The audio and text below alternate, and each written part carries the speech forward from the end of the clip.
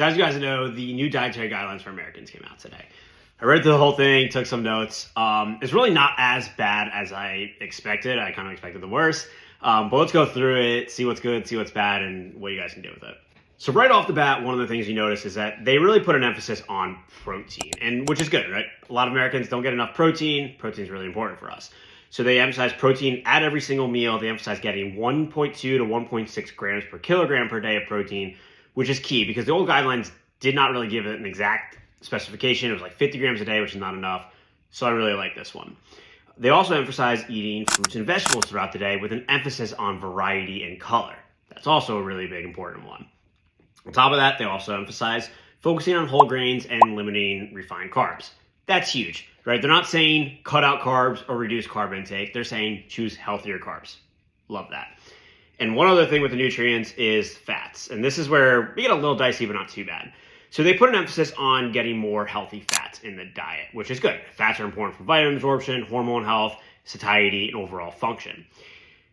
What gets a little dicey is under healthy fats, they do include animal fats, despite all the research showing that animal fats do promote heart disease and other things in humans when you look at the actual human trials. This is one of the things we were concerned about with MAHA, and obviously they put it in here. With that said, when they mention for cooking, use olive oil when you cook, great. Other healthy options include beef tallow and butter. We mentioned when we talked about animal fats and stuff like that. Interestingly, though, when they put that in there, there's a sentence under it that says, more high-quality research is needed to determine which types of dietary fats best support long-term health. So they're going with their whole MAHA thing of animal fats, not bad for you. Yet they're still putting this disclaimer that, hey, we don't actually know if this is true. And what I find really interesting is further down in the guidelines, they kept the stipulation of saying that saturated fat intake should not exceed 10% of your total caloric intake for the day. And that's pulled directly from the old guidelines. So they didn't change that. So they're still recommending a lot of animal fats, which are high in saturated fat, but they're not saying to reduce saturated fat intake. So I'm just a little confused on that part.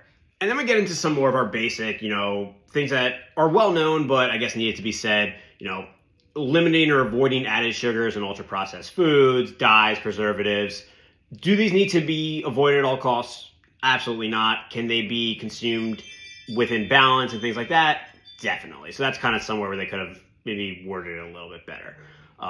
But one part of that I really do not like is that they said to avoid artificial sweeteners. This is another one of those MAHA things based off pseudoscience and misinterpreted research. There's a lot of studies showing that artificial sweeteners cause poor health outcomes in rats. None of these studies have ever been replicated in humans because the doses that they use in these rats, it would be like 40 cans of diet soda a day for a human. It's just not happening. So I really don't like that they put that in there because it shows that they're not going based off the science. So that part's a little concerning. And one other thing is that they did keep the recommendation of keeping sodium intake below 2,300 milligrams a day, which is very outdated. You don't need to keep your sodium intake down as long as you have healthy kidneys. You're just going to filter out the excess sodium. What does happen is if you consume a lot of sodium in your diet, it's usually from processed foods, which is something we want to kind of limit, right? However, they do make the note that if you are very active and you sweat a lot, you want more than the 2,300 milligrams of sodium. So at least that's in there. Finally, one good thing they have in there that I really liked is that they encourage teenagers to be more involved with the grocery shopping and the cooking at home.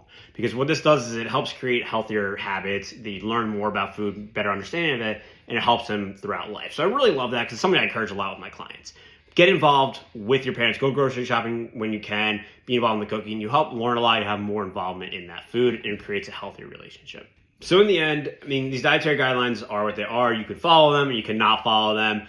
When I work with clients, it's all individualized anyway. It's based off recent research. So I'm not necessarily using what the government is saying for how I work with my clients, right? But there are people that are going to look at these guidelines and take it to heart. And that's why it's important to address this stuff. But really, the guidelines are not bad. They hit a lot of good points.